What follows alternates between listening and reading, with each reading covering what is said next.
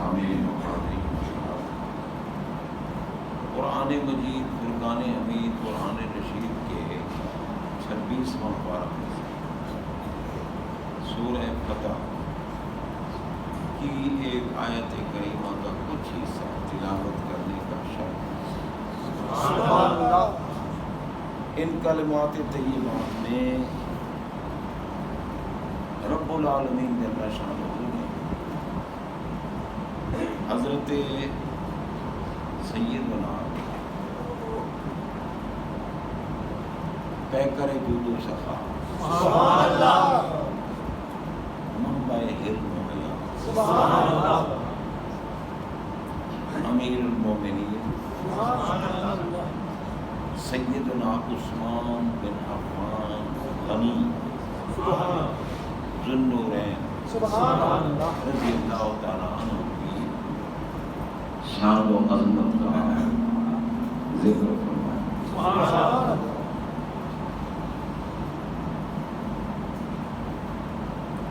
بہت بڑی شان ہے حضرت سیدنا عثمان غنی، سبحان اللہ، سبحان اللہ، خلفائے راشدین آپ تیسرے خلیفہ، مسلمانوں کے تیسرے خلیفہ، حضرت عمر بن خطاب رضی اللہ تعالیٰ عنہ کی شہادت کے بعد اہل ایمان نے حضرت عثمان غنی کو مسند خلافت پر متوجہ کیا، اور حضور علیہ الصلوۃ والسلام کے آپ محبوب ہیں، بے شک، اور جتنا مال آپ کے پاس تھا آپ کی تمنا یہ تھی کہ میں اپنے آقا پہ قربان۔ سبحان اللہ، سرکار علیہ الصلوۃ والسلام نے اپنی 2 شہزادیاں یکے بعد دیگرے حضرت سیدنا عثمان غنی رضی اللہ تعالیٰ عنہ کے نکاح، سبحان اللہ، سبحان جب بدر کی جہاد کے لیے جنگ کے لیے تشریف لے گئے تو حضور علیہ السلام کی شہزادی حضرت سیدہ رقیہ سبحان اللہ، سلام اللہ علیہ بہت بیمار تھی۔ سرکار میں عثمان تم رقیہ کی تیمارداری کی لیے ٹھہرو، تمہارا شمار بدر کے مجاہدین میں ہو۔ سبحان اللہ، سبحان اللہ، معلوم ہوا کہ میرے آقا کی نسل پاک کی خدمت بھی جہاد کا مقام ہے۔ سبحان اللہ، سبحان اللہ، بے شک، جب بدر فتح ہو گیا آپ واپس تشریف لائے تو مال غنیمت جب تقسیم فرمایا تو حضرت عثمان غنی کا حصہ ہو گیا۔ سبحان اللہ، سبحان اللہ، سرکار کی تشریف واپس تشریف آوری پر آپ کی شہزادی حضرت رقیہ سلام اللہ علیہ کا وصال ہو۔ سرکار نے تدفین کے بعد عثمان غنی کو اپنے سینے سے سرکار کے سینے سے لگنا کوئی عام بات نہیں۔ سبحان اللہ، آج کل تو بیچارے جن کو دین کا پتہ ہی نہیں وہ کہتے ہیں کہ سینے نہ لائے کہ لائی رکھے۔ ارے اللہ کے بندو تم سینے نہ کے تھے میرے آقا کے سینے کے ساتھ لگے تو صدیق اکبر سبحان اللہ، فاروق اعظم لگے، سبحان اللہ، ذو النورین لگے، مولا علی لگے، سبحان اللہ، اور جس سینے کے ساتھ لگنا بڑی عظمت ہے، بڑی جناب بندہ، کیونکہ فیض حاصل کرنے کے کئی طریقے، ان میں سے ایک ہے طریقہ اتصال، کہ اللہ کے کامل بندے کسی کو سینے سے لگا کر فیض دے، سبحان اللہ، اور جن کو سرکار سینے سے لگا، سبحان اللہ، واہ واہ واہ، اس سینہ اقدس جس کے لیے رب نے کہا علم نشرح اللہ کا سبحان اللہ، ہم نے آپ کا سینہ آپ کے لیے کھول دیا۔ سبحان اللہ۔ اور جب حسنین کا یہ بین کو اٹھاتے تھے نا، کندھوں پہ بٹھاتے تو حسنین تو کندھوں پہ ہوتے تھے اور ان کے قدم میرے آقا کے سینے سے۔ سبحان اللہ۔ بتاؤ شہزادوں کا مقام۔ سبحان اللہ۔ تو خیر حضرات محترم سینے سے لگایا اور میں عثمان غمگین نہ ہوں، میں اپنی دوسری شہزادی حضرت ام کلثوم کا نکاح بھی آپ کے ساتھ۔ سبحان اللہ۔ اسی لیے ان کو ذوالنورین کہتے ہیں کیونکہ سرکار کی دو شہزادیاں ان کے نکاح میں۔ تیری نسل پاک میں ہے بچہ بچہ، سبحان اللہ۔ بے شک تو ہے عین نور تیرا سب جہاں۔ دو شہزادیاں نکاح میں آئیں تو ذوالنورین ہو، دو نورواں۔ اب آپ اندازہ لگائیں حضرت سیدنا عثمان غنی رضی اللہ تعالیٰ عنہ کے لیے آقا پاک نے اعلان فرمایا لکل نبی رفیق و رفیقی یعنی فی جنت عثمان۔ فرمایا ہر نبی کا جنت میں کوئی نہ کوئی رفیق ہوگا، میرا رفیق عثمان غنی۔ سبحان اللہ۔ بتاؤ جنہیں دنیا میں جنت کی سند دے دی جائے سبحان اللہ۔ ان کا مقام کتنا، سند مل گئی، مگر پھر بھی ان میں خوف بہت خوف ہوتا۔ آپ جنازے کو دیکھتے تو رنگ زرد پڑ جاتا، قبرستان میں جاتے رنگ پیلا پڑ جاتا۔ تو کسی نے کہا کہ جناب آپ کو تو سند کہتے ہیں یہ جنت کی، آپ کیوں اتنے گھبراتے ہوتے ہیں؟ میں بھائی آخرت کا سفر بہت مشکل ہے، اگر قبر کے معاملے میں کامیاب ہو گئے تو پھر کامیابی، اگر کامیاب نہ ہوئے تو پھر کامیابی نہیں۔ اور قبر میں کامیابی کی ہے کیا ہے؟ ہمارے آقا کو پہچان۔ کیونکہ قبر میں سوالات تین ہوتے ہیں، مگر جس پر کامیابی کا انحصار ہے وہ ہمارے آقا کی ذات ہے۔ ما كنت تقول فی هذا الرجل، حدیث پاک، یہ رجل جو تمہارے سامنے ترجمہ فرمائے ہیں ان کے بارے دنیا میں کیا کہتے ہیں؟ نعت بیان کرو میرے معبود، عظمت بیان کرو میرے معبود، شان بیان کرو۔ قبر میں میلاد منایا جاتا ہے، اور جو میلاد مناتا ہے اس کی قبر جنت کا باغ نہیں مناتا تو قبر جنت کا باغ نہیں بنتا۔ وہاں کامیابی کا انحصار سرکار کی پہچان اور سرکار پر درود و سلام پڑھنا، اور کہتا ہے وہاں قبر والا کہ ھذا محمد رسول اللہ، یہ محمد بھی ہیں اور رسول اللہ صلی اللہ علیہ وسلم۔ اور جو سرکار کو زبان سے تو محمد کہے اور دل سے نہ مانے، بھائی محمد تو کہتے ہی اس ذات کو جس میں عیب نہ ہو۔ تیرے تو وصف عیب تناہی سے ہیں بری، تیرے تو وصف عیب تناہی سے ہیں بری، حیران ہوں میرے شاہ کے کیا کیا کہوں۔ یعنی آپ کے اوصاف و کمالات کوئی نہیں کہہ سکتا کہ اتنے ہیں، بس نہیں۔ عرض کی کہ آپ کے اوصاف و کمالات اور عظمت و شان انتہا کے عیب سے پاک ہے، سبحان اللہ۔ ان کی انتہا ہے ہی نہیں، کیونکہ محمد جو سبحان اللہ۔ اور جو بے وقوف کلمہ بھی پڑھے اور پھر کہے نبی کیا کر سکتا ہے؟ نبی کوئی مشکل پوچھا، نبی کوئی حاجت روا ہے، نبی کو دیوار کے پیچھے کہہ نہیں۔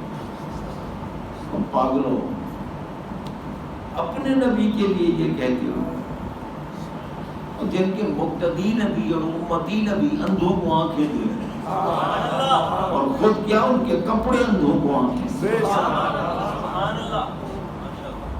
حضرت سیدنا عیسیٰ علیہ السلام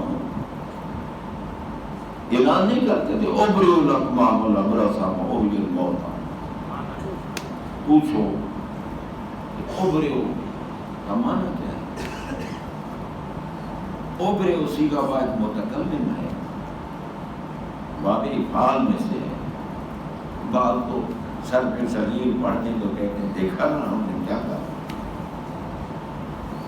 حضرات محترم، اوبریو کا معنی ہے میں مشکل کشا ہوں۔ سبحان اللہ۔ عیسیٰ علیہ السلام کہتے ہیں میں مشکل کشا ہوں، کس بات کے؟ ورنہ مادر ذات نابینا لاؤ، میں نابینا کر سبحان اللہ۔ میں اوبریو، یہ نہیں فرمایا کہ یبرئ اللہ الاکمہ نا، اوبریو الاکمہ، میں بری کرتا ہوں، میں مشکل کشا ہوں۔ وہ نابینے، نابینے دو قسم کی ہوتی ہیں، ایک وہ نابینا ہوتا ہے کہ جس کی آنکھیں ہوتی ہیں، چہرہ ٹھیک ہے، آنکھیں ہیں مگر ان میں نظر نہیں ہوتی، نگاہ نہیں ہوتی، وہ نابینا۔ اس کو قرآن نے اعمیٰ کہا ہے، اعمیٰ۔ اور اکمہ کس کو کہا؟ کہ جس کی آنکھیں بنی ہی نہ ہوں، صرف گوشت چہرہ ہو، بس آنکھیں نہیں بنی۔ عیسیٰ علیہ السلام کہتے ہیں جن کی آنکھیں بنی نہیں وہ میرے پاس لاؤ، میں آنکھیں بنا بھی دوں گا، نگاہ ڈال دوں گا۔ سبحان مگر کیسے؟ بِإِذْنِ اللہ، مجھے اللہ نے یہ طاقت دی، اور اللہ جس کو طاقت دیتا ہے دلواتا ہمارے مدینے والے آقا سے بنتے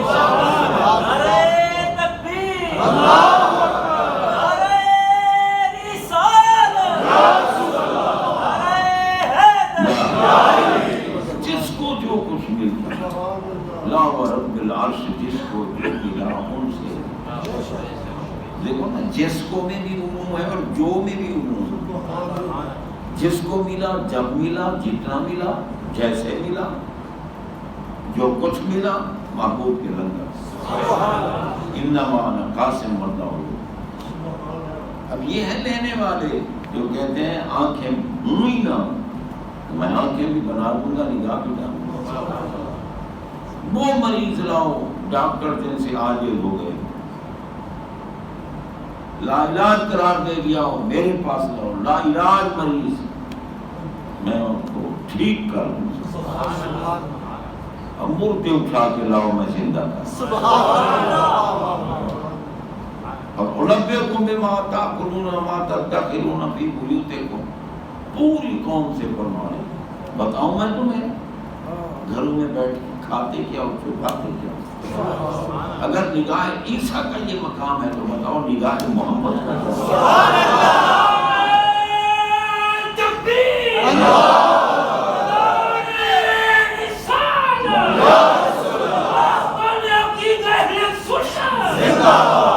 یہ وہ نگاہیں ہیں جو کہہ رہی ہیں کہ بتاؤں تمہیں گھروں میں بیٹھ کے کھاتے کیا ہو اور کھاؤ گے کیا، چھپاتے کیا ہو اور چھپاؤ گے کیا۔ یہ وہ نگاہیں ہیں جن نے رب کا دیدار نہیں کیا، اور جس نگاہ نے رب کا دیدار کیا اس کا مقام کیا۔ جناب بندہ یہ جی مشکل کشا نہیں ہے، حاجت روا نہیں، شرک ہو جائے گا۔ اللہ تمہیں ہدایت دے، حیا دے، اور جس کو رب نے اپنی ذات و صفات کا مظہر بنا کے بھیجا، جن کے لیے اعلان کر دیا نہیں بخشوں گا۔ اگر مشرک بھی چاہتا ہے کہ میری بخشش ہو، اگر کافر بھی چاہتا ہے میری بخشش ہو، اگر فاجر بھی چاہتا ہے میری بخشش ہو، میرے محبوب کی بارگاہ شرک محبوب کی بارگاہ میں جانا، شرم نہیں آتی، حیا نہیں آتی ہم لوگوں کو، جی وہاں روزے کی پر جانا تو شرک ہے۔ اور پاگلو، میرے تو نبی کے غلاموں کی قبر پہ آؤ تو نجات ہو جاتی۔ اب آپ دیکھیں حج کرنے والے کہاں جاتے ہیں؟ قرآن نے بتایا ہے نا، من گھڑت پڑھاتے ہیں میں جاتو کا، قیامت تک جو بھی حج کرنے آئے گا پیارے خلیل تمہاری بارگاہ میں اب پیارے خلیل کی بارگاہ میں آئے تو حاجی بن گیا، اور پیارے حبیب کی بارگاہ میں جو خلیل کی بارگاہ میں آیا وہ حاجی بن گیا۔ حاجی وہ ہے جس کے گناہ معاف کر دیے جاتے ہیں۔ من حج للہ ولم یرفث ولم یفسق رجع کیوم ولدتہ امہ۔ فرمایا وہ ایسے بن جاتے جیسے اپنی والدہ کے شکم سے اب پیدا ہوا، مگر حج کرنے کے بعد پھر بھی تو نگاہ گناہوں کا ہونا ممکن ہے نا۔ میرے آقا فرماتے حج کر کے میرے پاس آ، نہیں آیا تو ظالم ہوگا تو۔ من حج ولم یزرنی فقد جفانی، جس نے حج کیا اور میری بارگاہ میں نہیں آیا وہ حاجی نہیں ہے، وہ ظالم ہے۔ میری بارگاہ میں آ، اور کس نیت سے آ؟ من زار قبر، میرے روضہ پاک کی زیارت کی نیت، روضہ پاک کی زیارت۔ من زار قبری وجبت لہ شفاعتی، ارادہ تو کر لے، نیت تو کر لے کہ میں جا رہا ہوں مدینہ پاک آقا کے گنبد خضرا کی زیارت کے لیے۔ فرمایا زیارت کر لی تب بھی زیارت نہیں ہو سکی، راستے میں مر گیا، موت آ گئی، قیامت کے دن میں تیری شفاعت کروں۔ من زار قبری وجبت لہ، اندازہ لگے کہنے قبروں پہ جانا شروع، نبی کے پاس بھی نہ جاؤ۔ اور وہ کہتے ہیں جاؤ کا یہ عیب جو ہے نا، یہ تو جب سرکار دنیا میں بیٹھے تھے تب ہے۔ میں نے کہا پاک اس کا کوئی ناسخ تو بتاؤ کہ کس آیت سے یہ منسوخ ہو گئی ہے کہ آپ نبی کی بارگاہ میں نہیں جانا۔ تو ظالمو جاؤ کا قیامت تک چلے گا، قرآن کے احکام قیامت تک چلے گا۔ قرآن کہتا ہے کہ محبوب کی بارگاہ میں، اور قرآن اللہ کا کلام، آؤ محبوب کی بارگاہ میں، پھر دیر نہیں لگے گی بخشش۔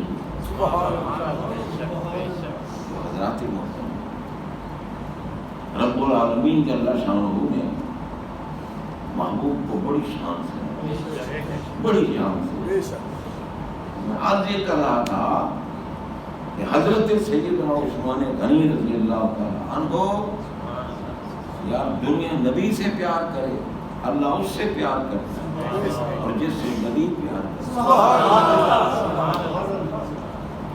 ذوالنورین میرے نبی کی دو شہزادیاں، نہیں بھی ایک ہے، چار نہیں ہے، ایک۔